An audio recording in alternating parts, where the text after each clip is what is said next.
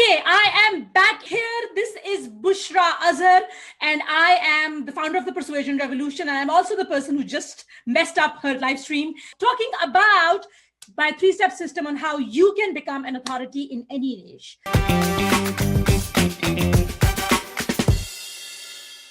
We are talking about the three-step system on becoming an authority in every niche. And I wanted to first talk about the three things, a few things that you don't need to become an authority. And I started with the first one, and I'm going to emphasize that one, and that is having a spiffy, fancy, premium-looking website. Now, my website, and I've talked about this before, my website for my first, my website for my first $500,000 was so shitty, it looked like someone took a dump on a WordPress website, on a domain. It honestly looked like someone took a dump on a domain. It was horrid, but it didn't stop me from either establishing myself as an authority or selling a shit ton of stuff. The second thing that you don't need to establish yourself as an authority, and when I say establish yourself as an authority, I mean going from absolute zero to be known as the go-to person in that niche. Now, all of these things work to cement your status as an authority, but none of these actually work to establish yourself as an authority. What you need to go from zero to authority and what you need to go from authority to mega authority are completely different things. What I'm focusing on right now are things that you need to go from zero to authority. So the things that you need to go from zero to authority does not include a fancy website. It also does not include a fancy brand shoot now, or a fancy logo, or a fancy anything really. So for the first $1 million in my own business, I did not have a professional photo shoot. Every picture on my ads, every picture on my website, every picture on my graphics were just selfies. Selfies. I hooked up my phone to a tripod and I just took selfies and I used them. But it worked because in order to go, what you need to go from zero to authority is not what you need to go from authority to mega authority, right? So this is what I want you to keep in mind. If you are at zero or a little bit above zero and you want to be known as the go-to person for your niche, for your market, for your subject matter, then any of those things that I just mentioned, all those fancy logos and graphics and brand identity, I don't even know my brand identity, right? All of those things are nice, but they do nothing to take you from zero to authority status. People are not going to start calling upon your name. People are not going to start referring to you as the go-to person in that topic just because you have a spiffy website, just because you have a nice logo, just because you have fancy photo shoot of you lounging on a yacht with a feather up your butt. They are not going to do that, right? So this is what I want to emphasize. Now I want to talk about the three things that you absolutely do need to go from zero to authority status in your niche. So what are the three things that you need? In the last broadcast, I had the agenda, but I can't do the agenda here, so I'm just going to spell it out. So the very first thing that you need is, drum roll, please, a unique authority quotient. Unique authority quotient. And your unique authority quotient has nothing to do with your elevator pitch or your bio or your certifications or your qualifications. It could be everything that goes into your elevator pitch, or it could be nothing that goes into your elevator pitch. Your unique authority quotient is what makes people sit up and take notice the moment you introduce yourself.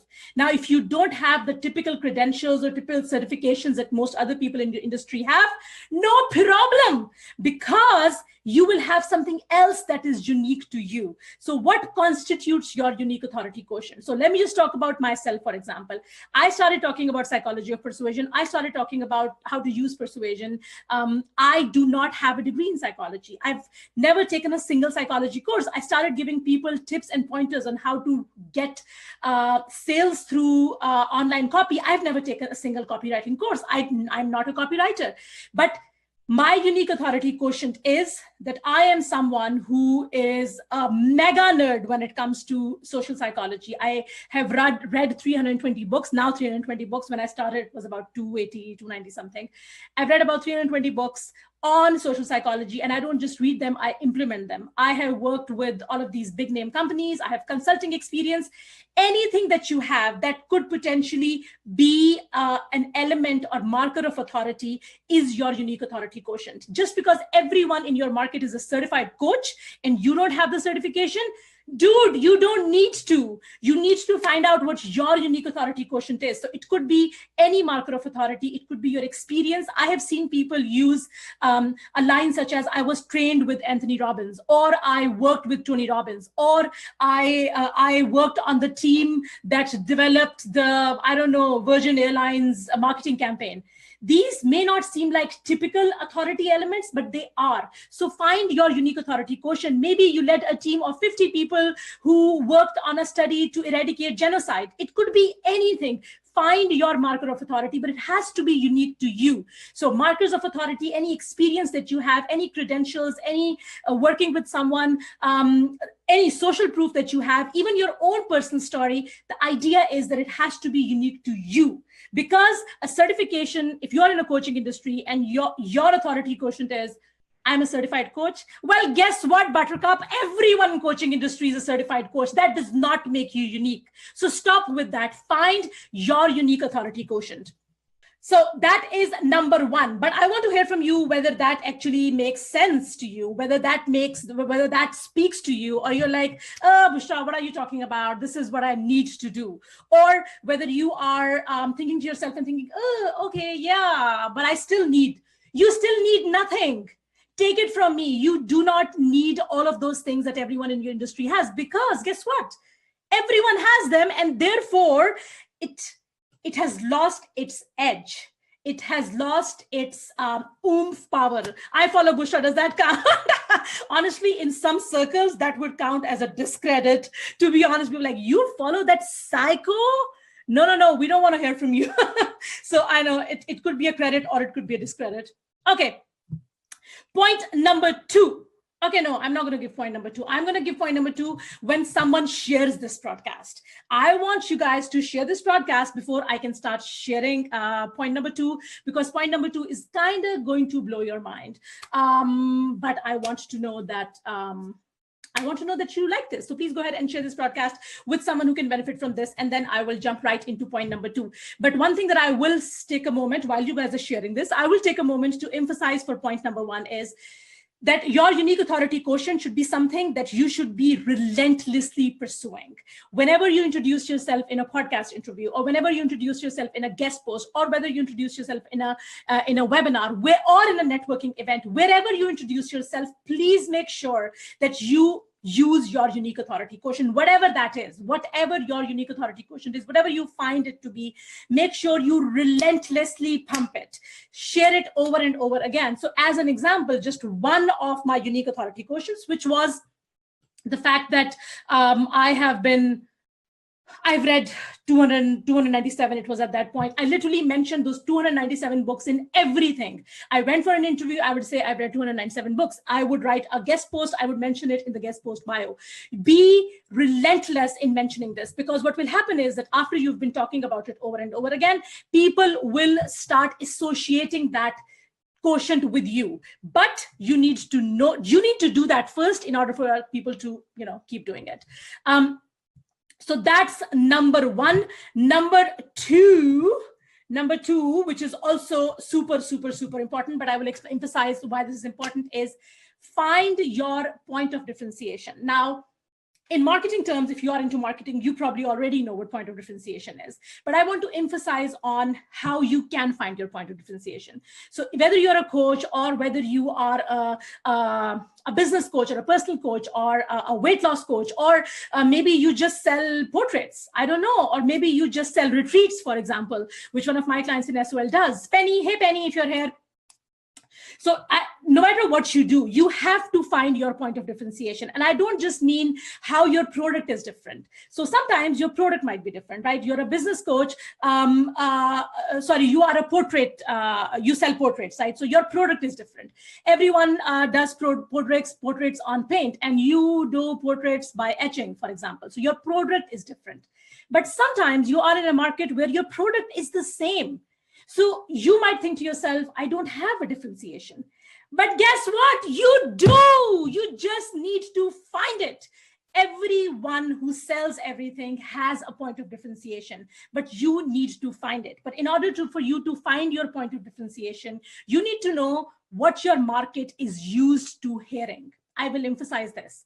You need to know what claims your market is used to hearing. So if your market is used to hearing lose 30 pounds in 30 days, and you come out and say, oh, lose 30 pounds in 30 days, they'll be like, oh, we've heard this before, right? So you need to know what is it that your market has used to hearing, and then step in and say something different. Now you can say something different in terms of your solution.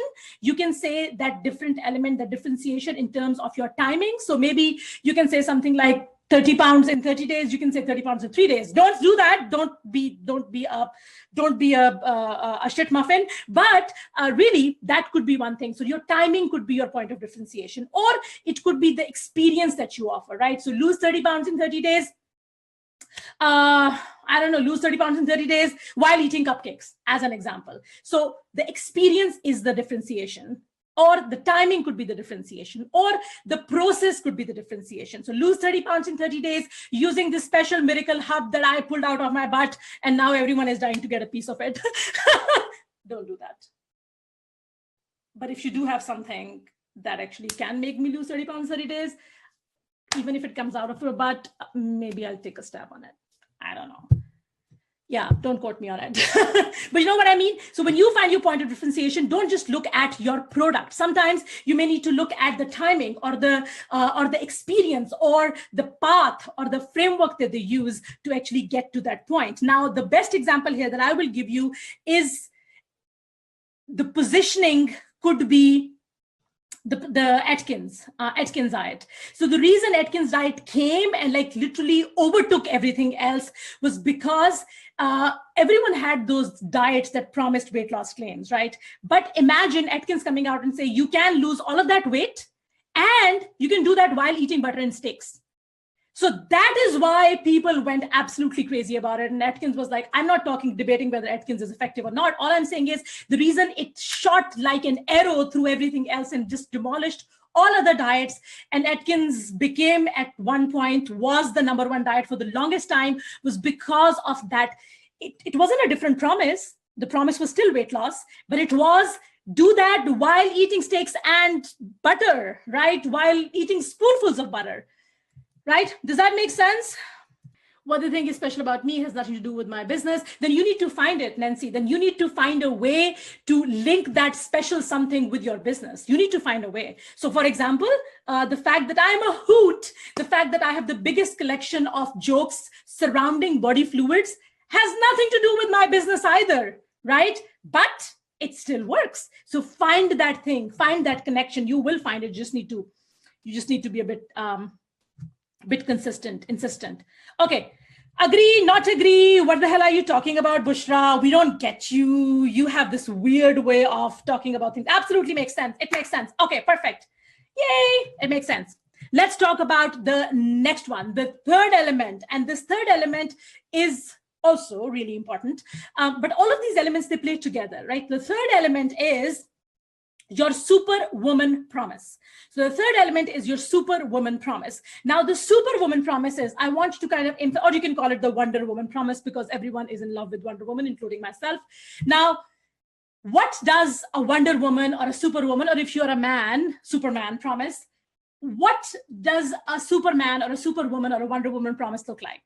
It doesn't look like, I will help you reduce your stress. No. It looks like, I will eliminate all stress from your life. It's not about finishing. It's about annihilating. It's not about reducing. It's about eliminating, right? It is unbelievable. It is audacious. It makes people go, oh my God, how could that person be making such a massive claim? So it is unbelievable. It is audacious. It has that element of, oh my God, how's that even possible? But it also gives a feeling of hope. Right? That's why it's a superwoman promise. So even though it is extremely transformative, it's extremely audacious, it's extremely, oh my God, inducing, it still has that element of hope. And you can induce that hope by sharing stories of yourself and by using believability, which we will talk about in just a bit. So it has to have that element of it could work for me. And again, I will give you the example of Atkins diet here. Same story, same as Atkins. So in this case, Atkins promised these unbelievable weight loss claims, like lose 4 kilos in 2 weeks and then reduce your cholesterol level and then reduce your blood pressure. Where people were like, how's that even possible? But then this person is a doctor and he's lost it and all his patients have lost it. So maybe I can too, right? So the biggest element of a superwoman promise, and that the thing that takes you instantly from 0 to authority status, is that if you're going to hide around the kind of, beat around the bush, it's like, I will help you reduce your stress. I will help you finish your course. I will help you finish or overcome your deadlines. No, no, no, no. Unless it has that element of complete elimination, complete annihilation, unless it has that element of audaciousness, that element of, oh my God, how can she even be talking about this? Unless you have that element, people will not take you seriously. Now, obviously, again, do not be a shit muffin and do not just go out and make those claims without making sure that you can actually fulfill those claims. But you have to find that one claim. You have to, instead of just saying this, again, taking Penny's example, this retreat is going to transform your life, because everyone is talking about it, right? So find your point of differentiation. How is this retreat going to completely blow everything out of the water? And what is my superwoman promise? What is my completely audacious, unbelievable, but still hopeful promise that will make people go, oh my God, how can she even be saying that, right? So 3 elements. And I'm going to recap those in a bit.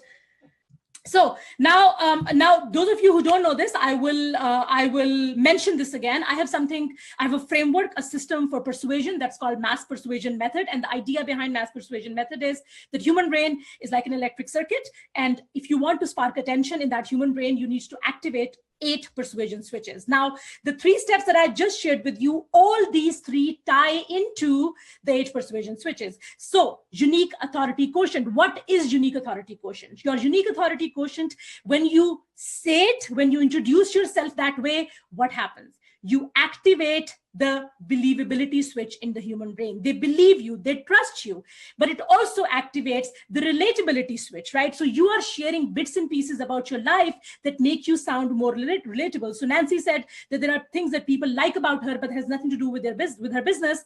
That is why you need to share them, because this is what makes you relatable.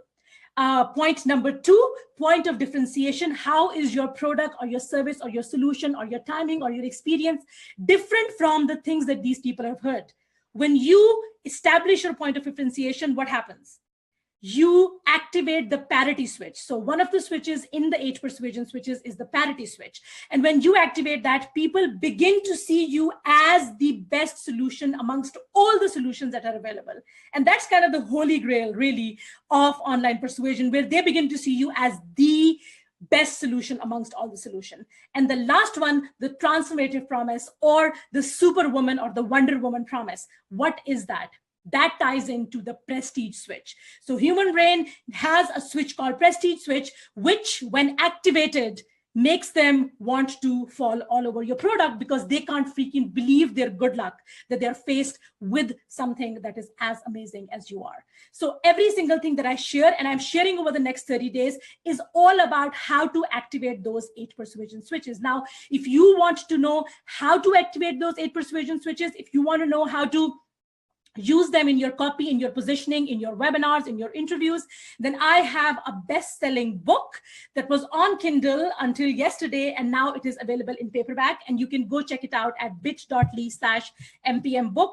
I'm going to leave the link in the comments so that you can go check it out. When you buy and order a copy of the MPM book, which is only for $14, you also get access to $800 worth of bonuses. So this is the link. Tara, if you could please pin it to the top and share it with anyone who wants to get access to this.